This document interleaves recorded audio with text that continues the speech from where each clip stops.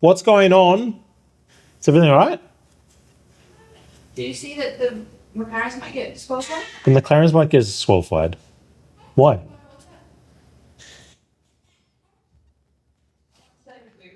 Monica's trying to tell me that McLarens might get disqualified. What for? Is there anything on skid on block the- wear? Oh. So 49 minutes ago, FIA documents, car 4 was summoned to alleged breach of the technical regulations. Oh. Rearmost skid Is less than is required thickness. Oh! Oh, damn. Oh. G'day, race fans. Well, we're back for another episode of the Las Vegas Grand Prix. Screw you, McLaren. Screw you. Mate, I tell you, like, there was a lot of refreshing going on X, trying to get the updates of what was actually happening, what was real. And well, there you have it. Both McLarens. Just trying to get an update, eh? It's like nothing was coming through. It was, but it's confirmed. Both cars are now being disqualified. Mate, it changes the complexity of the championship a little bit. Yes, Lando Norris, he still has one hand on that trophy, but that 30-point lead is now back to 24, but not just for Oscar, also for a rampaging Max Verstappen. So where do we go from here? Because, look, in quick summary, the weekend was a roller coaster. It was exciting practice, exciting qualifying, a damn dull race, and then we get hit with the disqualification, which makes me excited again, although I'm a bit, two-minded of it, being a McLaren fan and, of course, an Oscar fan. And I do like Lando, of course. So where do we go from here? It changes two things, right? Like you mentioned, Max is now back in the hunt. And you could pretty well say Mercedes is wrapped up second in the Constructors' Championship now. They've pumped that lead up a fair way. We thought they were going to extend the lead, but after this result, the question is, what happens to McLaren now? Do they have to now raise the ride height? We've seen what happened to Ferrari in China with the DQ, with the similar sort of issue. Yep. And they have not been the same since. So I guess probably lucky McLaren got caught now if they were doing it the whole season. You know what I mean? But is this going to affect their performance for these last two upcoming weekends? And if so, then I tell you what, if Max, I don't think he needs a rocket, but if he needed one, he's got it now. Matter of a few hours ago, I was just thinking even in the preview, we're saying that 5th world title in a row is pretty much see you later. Completely changes that. The question regarding does this affect McLaren moving forward? I don't know. I just think perhaps they just bit off a bit more than they could chew, trying to find performance. Well, this is the thing, right? Like everyone knew coming into the weekend that this was not going to be a strong track. For McLaren, yeah. And obviously with the threat of Red Bull and Max Verstappen's new sparkling V6 turbo engine in the back of his car from Brazil, they knew he was going to be a real threat. The only way McLaren could be competitive was they had to go really, really aggressive on the ride height. I said they wouldn't make the podium. And without that, clearly now they didn't think they were going to make the podium. Now, speaking of making the podium. Oh, here we go. Turn it up. My podium this week, I'm going for Max because, again, you mentioned the power unit. He'll be rapid. George Russell second and Kimi Antonelli third. I suppose. Well, need a bit of luck every now and then. You do need a little bit of luck. You're due a bit of luck. I am due a lot of luck. But run with it, man. I'm running with it. I did predict Verstappen win. But bask in your glory, young sir. Verstappen win, Russell second, and Antonelli third. You picked Sainz as well. And Sainz is having a good weekend. So, so 1 out of, what are we now? 22? 1 out of 22 is not bad. Ain't bad. It's not bad, son. Not bad. Just so for all those viewers, struggling with something, just the key here is you never give up. Never give up. Yeah. You just stick with it. Stick with it. But yeah, look, I mean, this is going to be a massive talking point, obviously, over the next few days. Also, another big talking point has been, well, Andy Cowell, Aston Martin. Yeah, that's fresh off the press, isn't it? Apparently, poor old Andy Cowell's been given the flick, and guess who's been sending text messages again? Well, he's the master of the business kind. The business kind. The master of it. The master of it. It's rumored, of course, that Sir Christian Hornbag might be taking his spot. So again, that's just another day in Formula One. Yeah, just 100%. Another day in Formula One. Well, let's get stuck into it, and as we do, start again with McLaren. A little bit more vigor here because it was there wasn't a whole lot to talk about within the race itself. Let's talk about the start. Lando Norris taking the aggressive route, trying to block Max Verstappen there at the start before turn one. Right idea, just the execution was poor. And poor old Piastri making contact there with Liam Lawson, which luckily... Well, he didn't make the contact. The contact was made on him. That was it. Luckily, it didn't affect his car or affect his race. But in hindsight, makes no difference now. Yes, Lando came second, but he still finished. Okay, he had to lift off at the end. Well, lift and coast, right? Even if Lando got into the lead, I think in turn one, look, the move he made, he had to make it because he knew Max, if you give Max half a gap, he's going to go for it, right? Yeah. But I think he was too busy watching what Max was doing and not paying attention to where the apex of the corner was, and he just overshot it a little bit. But I don't think he had the pace to keep Max behind anyway. If you look at the lap times, Max was managing me. Building him out of the park, really. And when he needed to put his foot down, he was quick. Yeah, Super he was quick. easily quick. But I think overall, I don't think they were still the quickest car here. No. Poor old Oscar, man. I think you can watch his body language, especially after qualifying. He's starting to look quite frustrated now. Yeah. Just things not going his way. In qualifying, he got caught out in that final sector with the yellow flag. Charles went off. Yep. And then that's when he almost got collected by Hajar, wasn't it? Yeah. Yeah. So, that put him on the back foot. The aero load that they carry, even on a low downforce setup, they were still too draggy to be crazy competitive. And I think, like I said at the beginning, that's why they clearly went so aggressive on ride height. Well, we always thought the Las Vegas race, out of the last three, was going to be that weekend where we could see McLaren struggle, and possibly from a championship perspective, it could be Red Bull's opportunity to obviously make inroads with Max. Also, maybe Piastri getting the upper hand over the weekend. But as it stands, no points. Yeah. I mean, Oscar was still off a couple of tenths, I think. Yeah. I mean, in qualifying, man, he wasn't too bad. Wouldn't have been quick enough for pole. Yeah. But he would have been quick enough for the front row. And, well, I guess now we know why.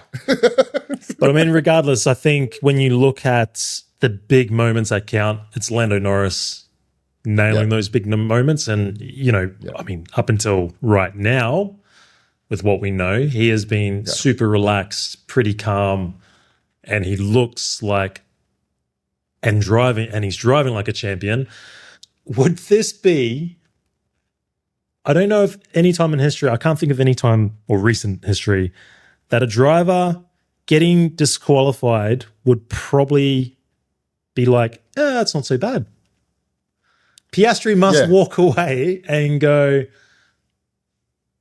hey. Well, it could have been worse, right? It should have been 30 points.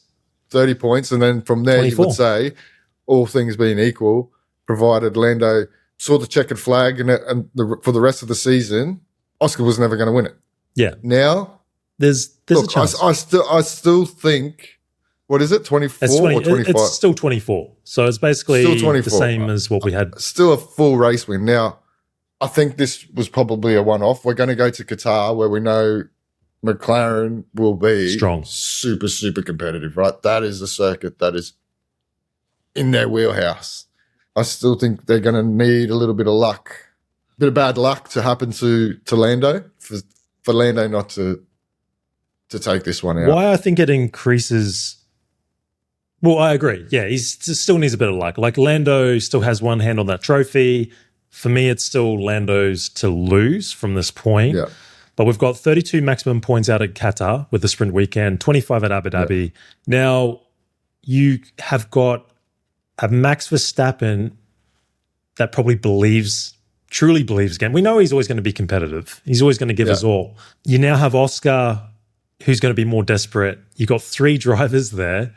And realistically, when you look at Qatar and Abu Dhabi, you can pretty much bet that they're going to be in the mix in qualifying, in the mix going into turn 1 together. Yeah. All it takes is just one of them. Yeah. One of them to take each other out. Well, I mean, look, you've given the worst bloke to give a sniff to. You know what I mean? Like, you don't want to give this guy half a sniff because he's going to make it count. Well, let's go there. And that's the scary part. Let's go there. Let's go to Red Bull. 69th, nice. Career win for Max Verstappen.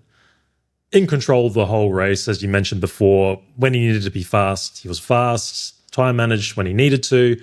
Easy. Yep. The issue still is Yuki Tsunoda. Now, Mekis did come out after qualifying from his Q1 exit and iterated that the team got it wrong with tyre pressures, which probably did happen. But even then, new power unit in the back, changed the setup, started from pit lane, really didn't show enough race pace to sort of suggest that he was on top of the car, which was a shame because in the practice sessions, so at least FP1, Yuki was pretty close. He was ahead, wasn't he? After FP1? I think he was. I think he finished ahead. And I think through FP1. the other practice sessions, the delta wasn't as large as it normally was. So I guess there was a lot of hope there on Yuki's side. He was almost lapped by Max Verstappen. Yeah, I mean, even with the new power unit, like you said, his race pace wasn't good enough. And I mean, starting from pit lane is always going to be a long Saturday night. Where does he go from here? Like, he's got 2 races left. Even if he gets on the podium in the next 2 weekends, is that enough to save his Red Bull career? I think it would be, in a way, because I think what his advantage is I think his relationship with Mekis. Yeah. Marco, no. But with Mekis. But it was very ominous because we did see Arvin Lindblad there in the Racing Bulls get up. So that was probably Marco's way of, let's just antagonize these boys a little bit and make sure, keep them on their toes. I mean, you look at the constructors there, 30 points. 30 points, right? You're not getting double points from the Red Bull boys. You're not going to get Yuki scoring high the last 2 races. Even if you are Mekis, at the end of the day, your job as a constructor, well, we shouldn't be any sentimental win, stuff, right? It's performance-based. So that's what I mean. I don't even if he had 2 good outings in the next 2 races, I don't think that's enough for him to secure his seat. But let's go back to Max Verstappen, 24 points down now, tied second with Oscar Piastri. Well, that's an interesting battle now because based off current form, looks like Oscar's going to lose second, right? Yeah, possibly. But I mean, overall on the weekend, man, like once he got out in front in turn 1, he was never going to get caught. The race itself was shit, right? It became a one-stop, tyre management, boring ass. All the guys at the front started on the mediums and switched to the hards. And that Red Bull and clean air, Max was just cruising. Yeah. Just doing what he needed to do. And then when he got a little bit of pressure, he could just switch it on, 2 or 3 laps, built that gap out again, man. Yeah. So Red Bull, good. One side, shit the other, which is basically the story of their season. They need to change the constructors to Max Verstappen Racing because he's basically scored most of those 391 points on his own.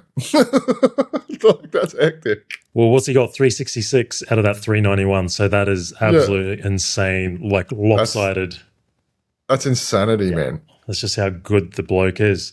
But let's go to Mercedes because double podium in the end. Got to give massive raps to Kimi Antonelli. P17, now classified P3 podium.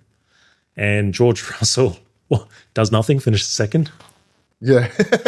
No, he had a good race. Old George Russell, good qualifying as well. I mean, pretty. I think he was a bit disappointed with qualifying overall. I mean, he had the power steering issue, which reared up its ugly head again during the race.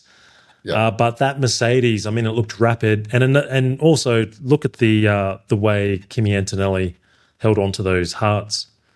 How long he ran. I mean, good pace. We thought they were going to be pretty rapid here anyway. I had George for the win. Like you said, he had the power steering issue midway through Q3, but you saw how quick he was in Q1 and Q2, man. He was mega. Yeah. Then it came back in the race, and I actually think without that, he probably had something for Max. He was probably the only one that had something for Max. And Kimi, man, geez, hasn't he turned it around? He looks so comfortable now, man. Obviously full of confidence. Look, qualifying, he's one of the rookies. First time ever on that extreme wet tyre, man. Well, this is on a this circuit is the thing. like Las Vegas. The blue tyre. Dancing on ice, man. The blue tyre finally got some running. Yeah, well, it was the only tyre that the teams could work hard enough to heat up. Yeah. Like, that's how cold the track temp was, man. Yeah. So that just goes to show how strong that car was. And the fact that it could hold on to those hard tyres as long as it did, right? Because he came in on the virtual safety car, didn't he? Yeah, well, he was the only one that started up on the softs, went straight to the hards. Yeah. So what that virtual safety car was what, lap 2? Lap 3? Yeah, lap 2 or 3. Yeah. It was like super The first early. one, yeah. So he did like over 45 laps or something on it. the hards. Like, I mean, that was mega, man. And we saw, I think, the pace advantage that they had even over McLaren. Because Oscar, he had one crack, and to Kimi's credit, man, he didn't let him pass. Yeah. He didn't want to let him pass. And then after that, Oscar had no response. Actually, I think we didn't even mention the 5-second penalty, have we?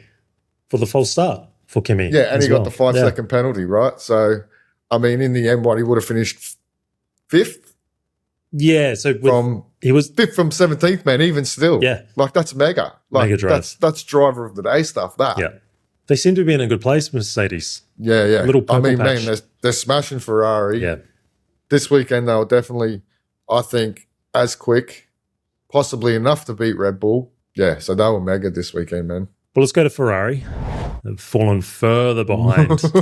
Jesus. Well, 378 in the constructors. Before we do that, and you could say Mercedes have pretty much wrapped up that P2, Well, yeah, right? that's exactly it. So, I mean, Ferrari, they've fallen a long way back now in that Constructors' Championship. You know, they were fighting for P2 at some point. And Well, what are they now? 53 points behind Mercedes. So you could say they're probably really only in for a shot of third. P3, yeah, against P3, against right? Max Verstappen Racing.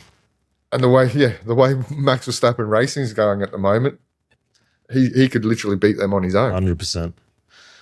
Well, it was an upgrade for Leclerc up to P4. It was a P9 start. Lewis Hamilton, probably one of his worst qualifying efforts. Yeah, I mean, he was unlucky, man. Yeah. Like, he had last 3 attempts, basically got a yellow flag on every lap. Yeah. And then he had the confusion of he crossed the line to possibly get one more lap in, and his engineer was just like, keep pushing. So then he crossed the line, and he actually crossed the line with half a second to go, right? And he was like, am I safe?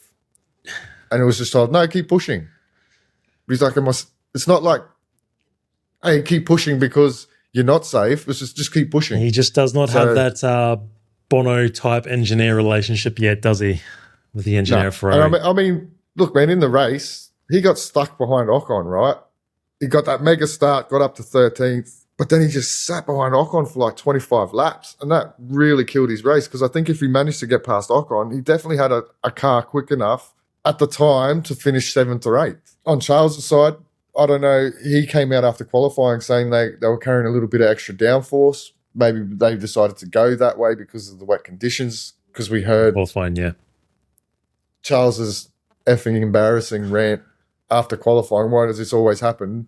You know, like, so that Be quiet, clearly, Charles. John will be on the blower telling you to be quiet and your performances will improve, son. Yeah. Well, Alcon needs to take a hard look in the mirror, man, because I think their problems, I think, started at the start of the year when they decided to go for that front pull rod suspension, and it really didn't work. It really affected the balance. And then they had all the troubles with the rear of the car. Well, they're chasing, Because they couldn't get chasing They performance. couldn't get the front to work. So then they scrambled to try and fix the back of the car. They lost. They don't know, like that. It's so hard to get that thing in the window now.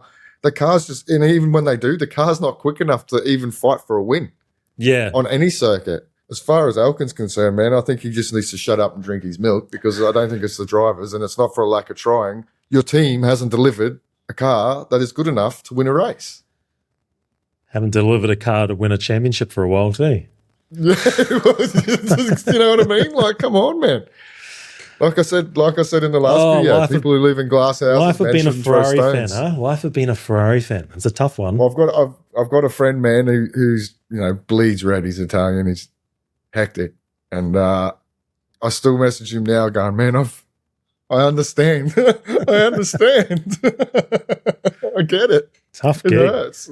Tough gig. Oh, I'd love to hear from any Ferrari fans in the comments that were Ferrari fans and they've just given up and they've just moved on to another team. But hey, you stay loyal through the good and bad times, even if Never give up.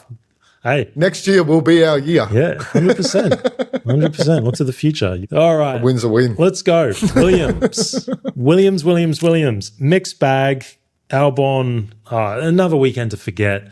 Couldn't get qualifying done. Carlos did a great job banging it into P3 on the grid in qualifying. But he was lucky to get that. He was lucky to get that, man. Did you see the footage of him with when he was under investigation for rejoining the track in front of Stroll? Stroll definitely had to take avoiding action. So in my opinion, yes, he got P3 and yes, it was good, but he didn't deserve to stay there. Oh, I did see the FIA document that came out, but I didn't actually see the actual incident itself. So there you go. Become a steward, Nick, and then cause havoc. He's killing it at the moment. He looks super comfortable. They had a wicked livery this weekend. One of the best looking liveries on the grid. Unfortunately for him, he got undercut by Piastri, sorry. Yep. So, but realistically, I think the race in the end, pace, he got his karma back. So, yeah, I think the race pace of the Williams would have always been a struggle to try and maintain that. Oh yeah, he definitely wasn't quick enough to stay in third place. Not at all. What did he finish before? So the penalty? P7 and then got the promotion to P5, wasn't it? Yeah. So I reckon that was about their pace, man. Yeah. Poor old Albon, man. What's that? 6 races in a row with no points. Started in qualifying, clocked the wall in turn 16, trying to get to the finish line so he could get that one last lap in. So again, qualifying still not working out for Albon. But how the fortunes changed, man. Like, well, it's a commentator's curse. Commentator's curse, because we're good at that. We're definitely good at that. Back us on that. Whatever we never say. forget, we were so impressed with Albon. We released a little short about, he's feisty on the radio. You know, he's not intimidated. We were worried about him with Sainz coming in because of like previous history of what happened at Red Bull. Just kills it, right? And then since that point, it's been like flip the switch. And the thing is, I am a little worried about him because what he said on the radio regarding qualifying, where it was almost like he tried to put the blame onto the engineer for talking to him for too much. Yeah. That it's sort of like the reason why he made the mistake. And it's like, oh, mate. Well, Vals did come out and say there was communication issues, which probably could have been avoided, which would have helped him not have to rush to make that last lap. Yeah, that was probably it then. There was. But speaking of communication issues, he had communication issues in the damn race with no radio. We had no radio, right? What was he pointing at the front wing when he was coming into the oi. So yeah, look, it was just a horrible weekend for him. Look, fortunes are going to change. Albon's a class driver. He's fast. Yeah. But it's always been a worry for me that the mental state that when he gets into a hole, it's like he's not the type of guy that gets the ladder very quickly and hops out of it. It's get the pickaxe and shovel and get a little bit deeper, you know? So, well, that's the thing. He's in a bit of a hole at the moment, and he kind of does need to turn it around. And qualifying has been his real issue, right? Mm. For whatever reason, he can't seem to, whatever the process is about on his out lap and trying to switch the tyres on, he can't seem to get it right, and then he seems to struggle. This weekend, the car was quick. Like, it was good. It was competitive for sure. Yeah. But he ended up making contact anyway in the turn 1, didn't he? Yeah, he ran up the backside of Mr. Franco Colapinto. That's right. And he got the 5-second penalty as well. Yeah. Then no radio. So then they just call it. May as well. Call it. Move on. Yeah. Move on. And speaking of moving on, Red Bull, I just see RB. Red Bull. Racing Bulls, like Williams again, very consistent where one driver gets the points and the other doesn't. Look, it was a great start to the weekend for Liam and Isaac. Liam was flawless in qualifying. Yep. Isaac, great as well. So what was it, a P6 and I think a P8 start. But then come race day, Liam, a little too aggressive. Now, when I first saw the incident where he locked up and he has gone into Piastri, I was like, two of the drivers I probably support the most. You make contact. You're going to start a war again between Australia and New Zealand. Yeah. And I'm just thinking, no, because what an opportunity. Starting P6, you may have blown it. Yeah. And then obviously he gets the front wing damage a little bit down the lap. And that was basically his race. Interesting, didn't get a penalty for it because the stewards ruled it that there was mitigation because George Russell in front of him had locked up. So Liam had to take evasive action, which caused it. Luckily for Piastri, he didn't ruin his race, but poor old Liam, he ruined his. At the moment, qualifying trim seems to be their strength, whereas earlier on the season, I think they were a lot stronger in the race pace. Yeah.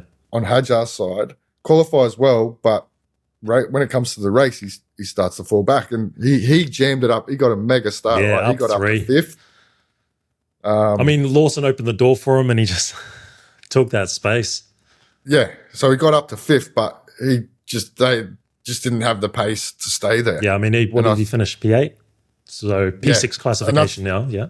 Again, similar to Williams, I think 6th, 7th, 8th was about where their pace was. Yeah. Lawson was unlucky. I mean, he was even a bit unlucky in qualifying.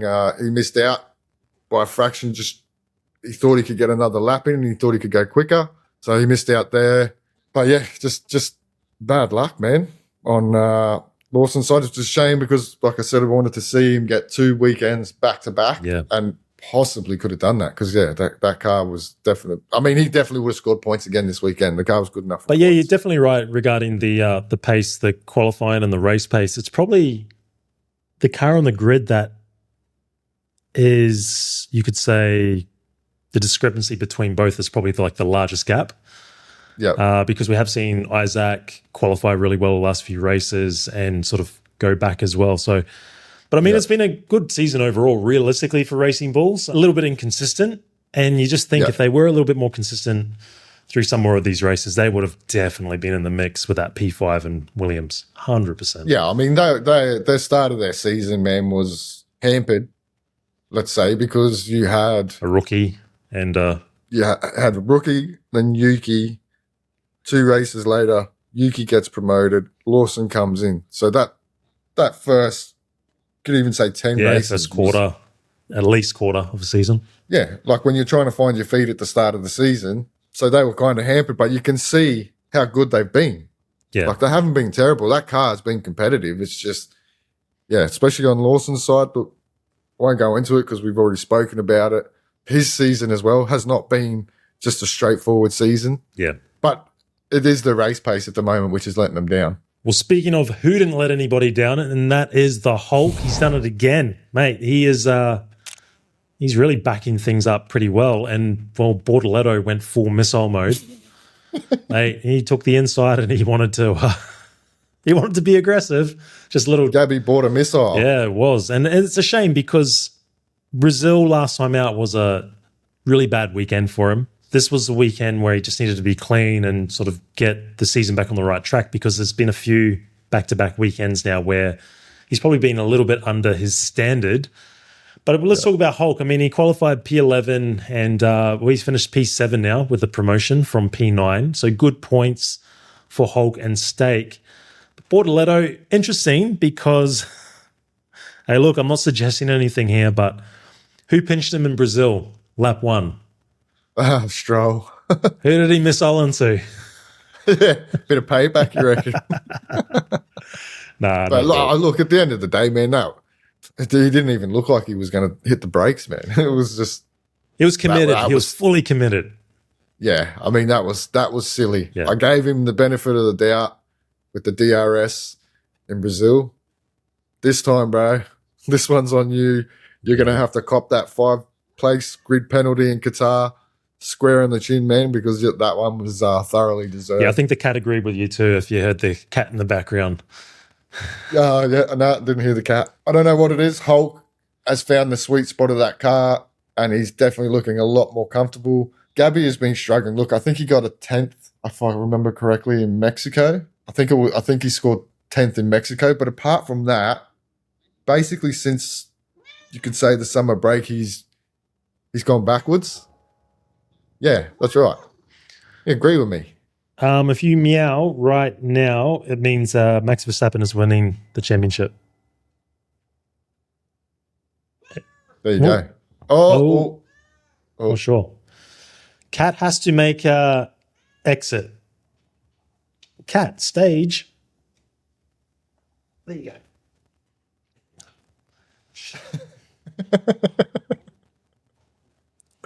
There you go. There you go. Does a Gabby just Just missiles missiled in and missiled out. Yeah. But look, going back to what we're talking about, that car's quick, Stay man. on The script. the car's still good. The car's definitely still good, and we're seeing that with Hulk, man. He's super comfortable at the moment, and he's the one carrying the teams. Also, too, another rookie, Gabby, right? The extreme wet tire. Never used it before. And when you're lacking confidence on a circuit you've never been to, in wet conditions, no visibility, you'd be peaking hard, man. It's like, peaking. I'll give it a crack. Not to say I wouldn't have a go, but Trundle around, pit limiter on. Yeah. Pit limiter on and still brake traction. All right, Aston Martin. Now, Haas, isn't it? Haas. How could Speaking of braking traction, Haas? Well, they've gone from P11, P12 to a disappointing no points to double points. yeah. There you go. And the good thing was on Ocon's side because Ollie has had the upper hand over the last few race weekends. And, There you go. Ocon, he's out-qualified, out-raced, P13 in quali, Ollie P14, and then now they've finished 9 and points. 10, isn't it? To Ocon in Ocon's favour, 9 and 10. Ocon's favour. But look, let's be honest, man. Home race. That car They've done is something quality to it. at the moment, man. Like, it's still the best of the rest. That car was mega, man. Yeah. But qualifying. It's a qualifying championship. Well, yeah. Look, did you see Ollie in Q1, man, when he locked up and just became a sailboat? He knew before he hit the wall. He's like, yeah. Passenger. And then Ocon, apparently he had to back off on his second last run. And apparently he said he lost so much tyre temperature that when he went into turn one, that was it. He just went straight ahead. So qualifying hurt their race. Lucky to get double points without McLaren being disqualified. They should have been good enough for double points. Yeah. Because that car was quicker than V-Carb. 100% quicker than V-Carb and probably quicker than Williams. What about Still the best of the rest. What about Aston Martin? Easy. Quick. Hey, mate, I was getting pretty excited there for Lancelot Stroll. Those qualifying sessions in the wet, and he was topping. In the end, he was knocked out of Q2. But well, he took the gamble on that intermediate, right? Yeah. I think he was meant to go out and do 3 push laps, and he only managed 2. The track wasn't there. A little early. Yeah, and I mean, you couldn't, even still with a little bit of a drying line, you couldn't heat those intermediates up quick enough to be competitive. So he took a gamble, which was cool, but unfortunately didn't work. But they were a team, man. I think we've seen that even in low downforce trim, they carry a bit more aero load, and we saw them reap the rewards of that in the wet and mixed conditions. Those first 2 qualifying sessions, Alonso, good P7. were mega. Yeah. Like I was like, whew. They were looking good, man. They were really strong. Even Alonso in P7, man, there was no way he was going to stay there. No way. That car, as soon as dry race conditions, there was no way he was going to stay there. Just outside the points in the end for Alonso, P11, after the reclassification. Stroll, well, we know what happened to him. He was made mincemeat at turn 1. So 2 races in a row, he's being clouted now.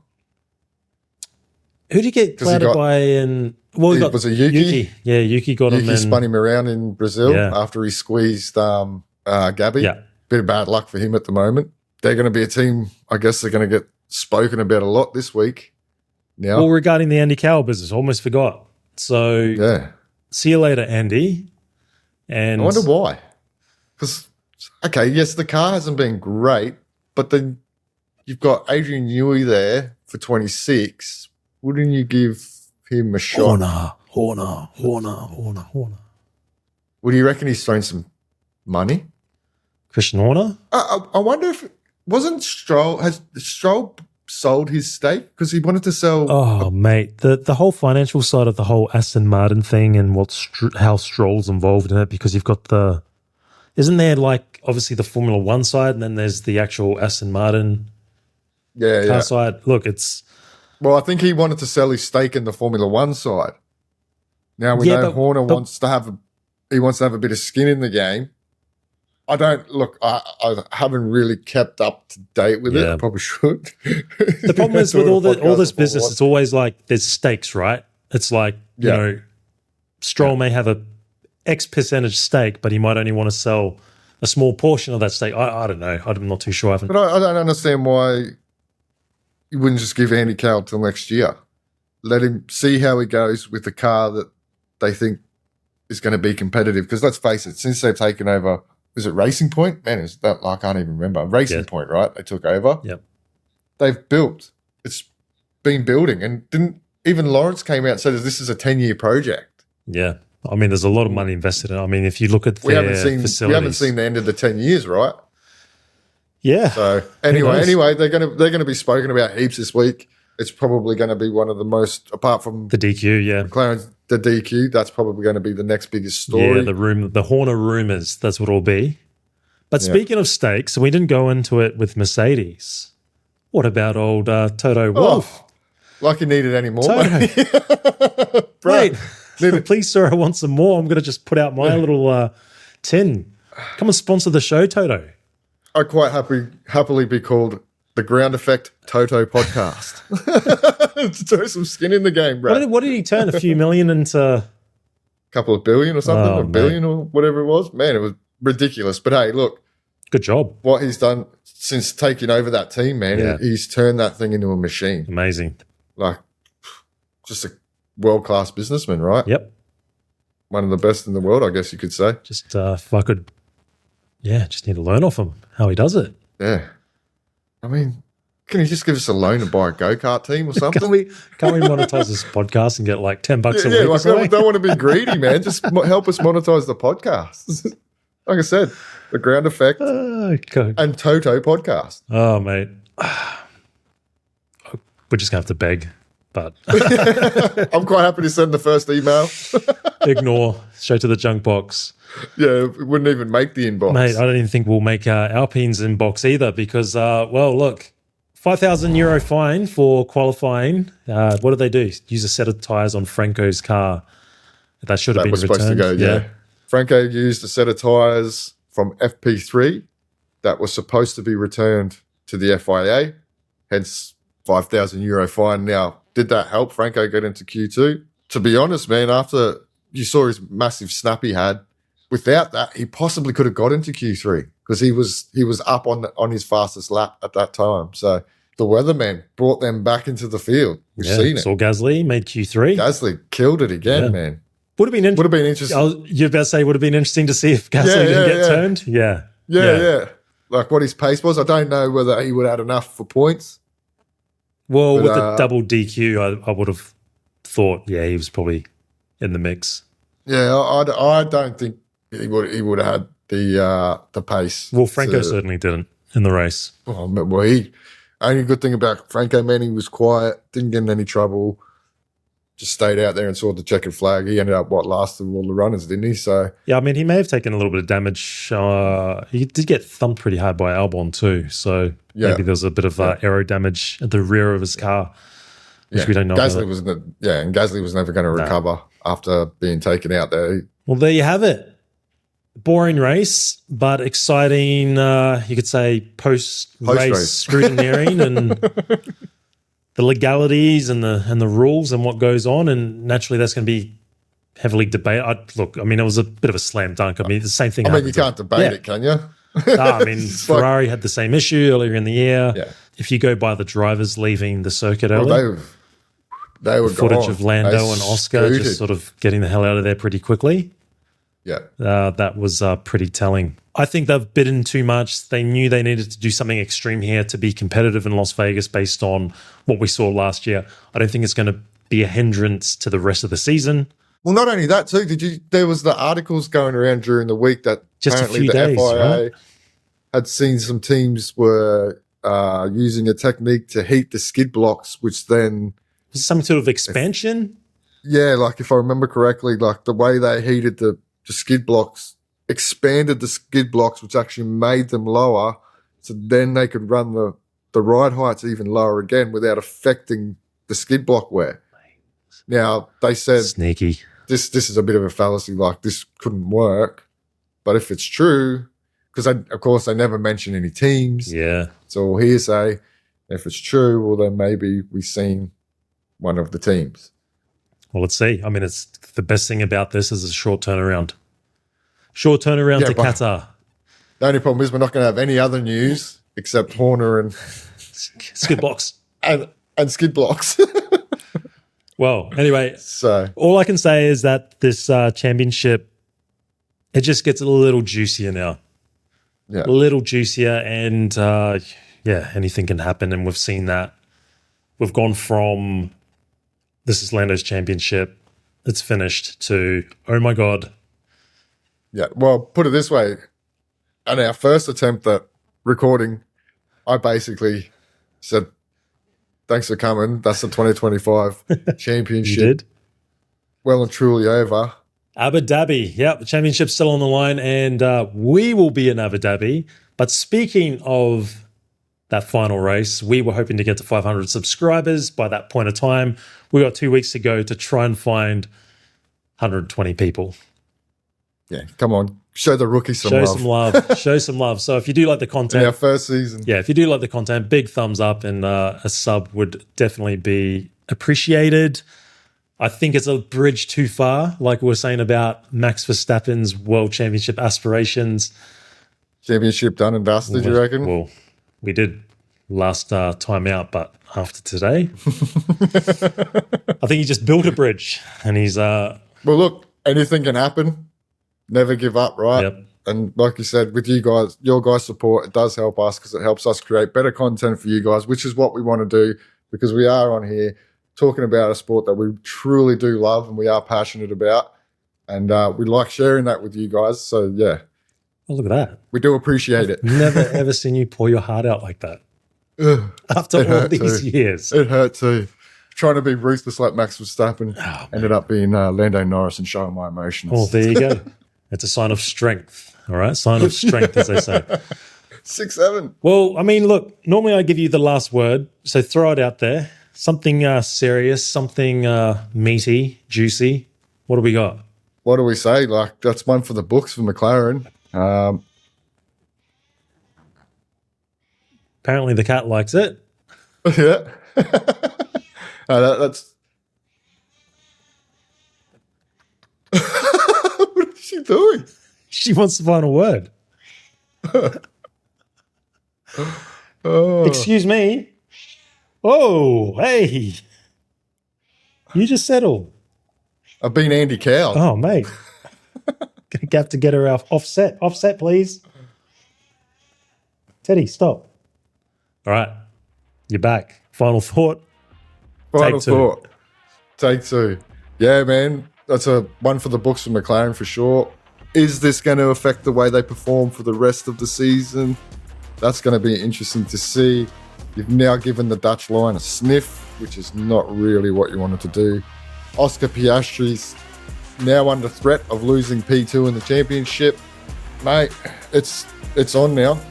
I was getting ready to end my day with the championship being done, and it is definitely not over yet. So this is going to be good. Can't wait. Just glad it's a short turnaround. We'll see you for the Qatar preview. Gotcha. Catch up.